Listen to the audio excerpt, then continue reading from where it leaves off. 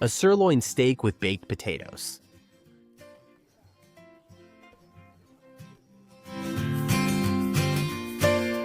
I'm Palayo, and this is Saladolandia. And you're going to love today's recipe, an oven-baked sirloin with potatoes that's absolutely spectacular. And best of all, it's very, really easy to make. So today, let's enjoy. To prepare it, you need a pork sirloin. Mine weighs 800 grams. 4 potatoes, 1 onion, 1 tablespoon of parsley, preferably fresh. Salt and pepper to taste, a splash of oil, 1 clove of garlic, half a teaspoon of thyme, and 1 tablespoon of meat concentrate.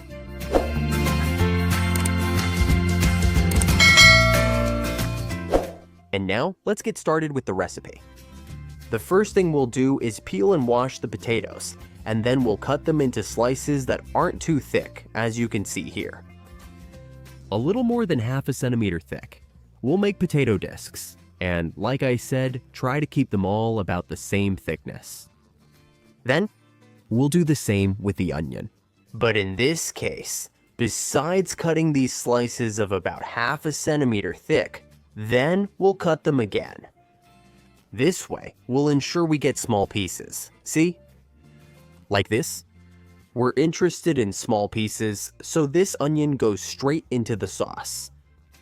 So, a sharp knife, and like I was saying, first slices and then chop them, like this, perpendicularly, so you get small onion cubes. We're going to use them now to assemble the base of our dish. Look, it's as simple as using a dish the size of the size of the tenderloin, no bigger. Because we're going to cook the potatoes here with a drizzle of oil, we spread it a bit with the potatoes and make a bed of potato. That is, a layer of slices like the ones we prepared earlier.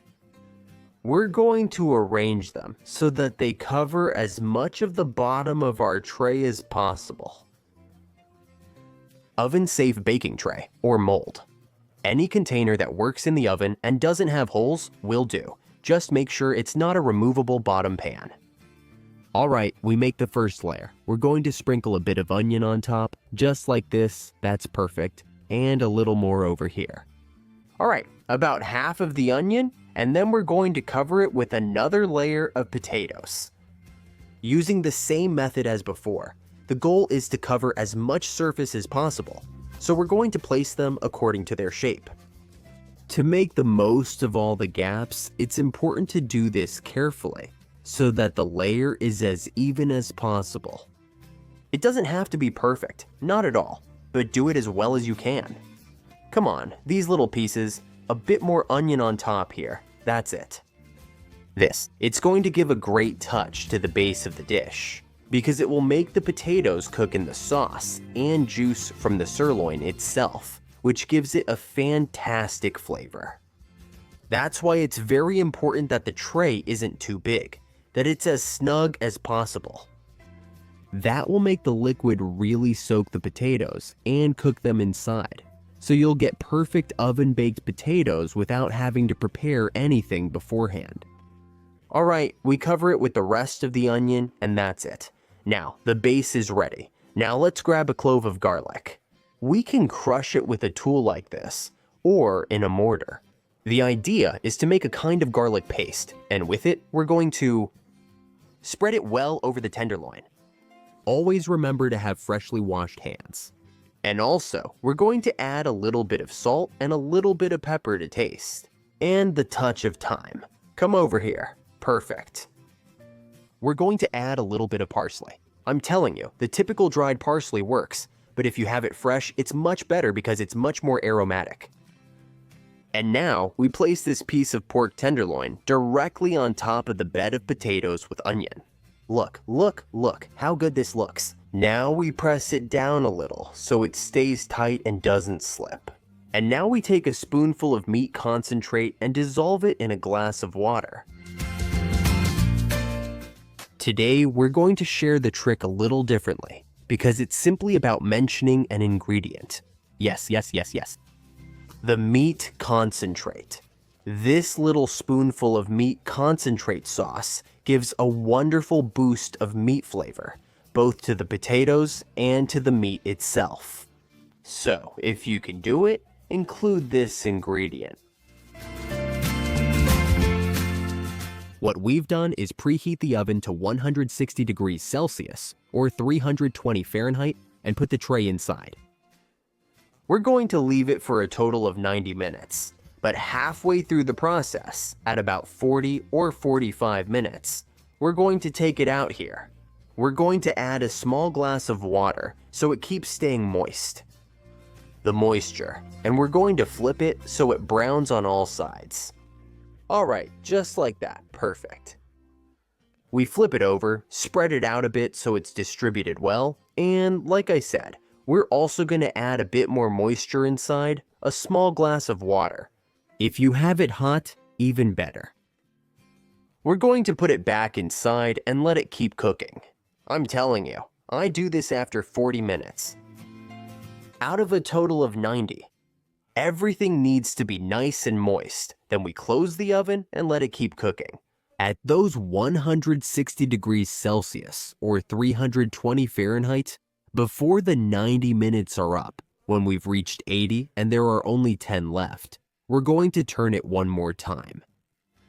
We open it, put it back in its original position, and let it finish searing on that other side, the one that's now facing down.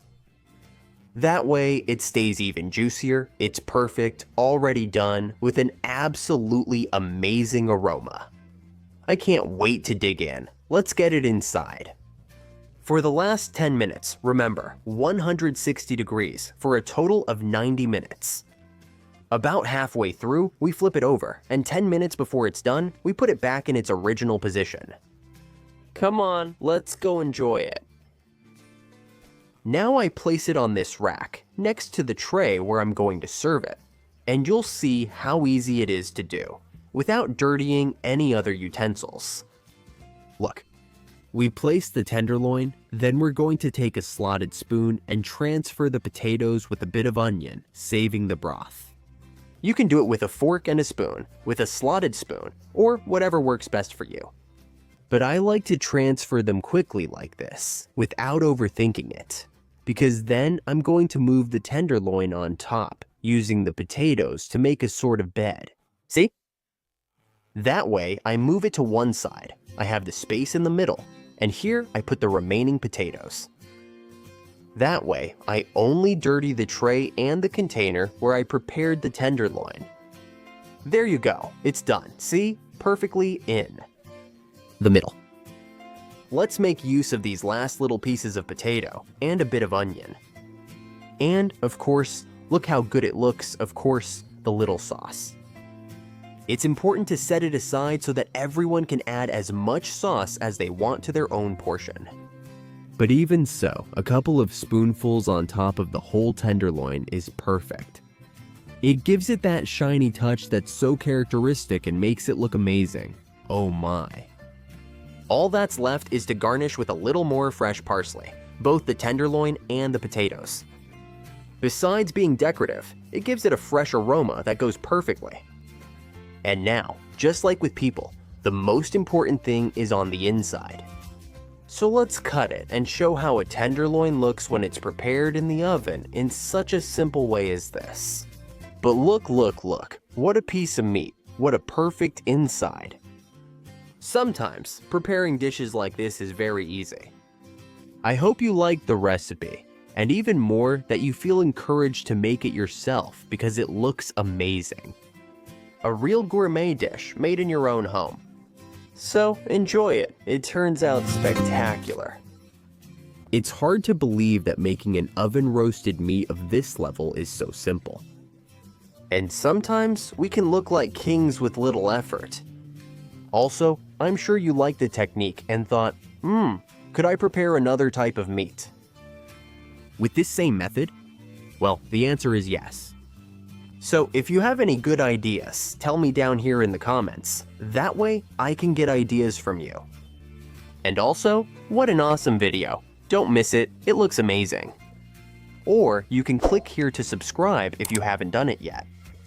Turn on the bell and notifications, and every Thursday and Sunday you'll get a reminder that we have a new recipe for you.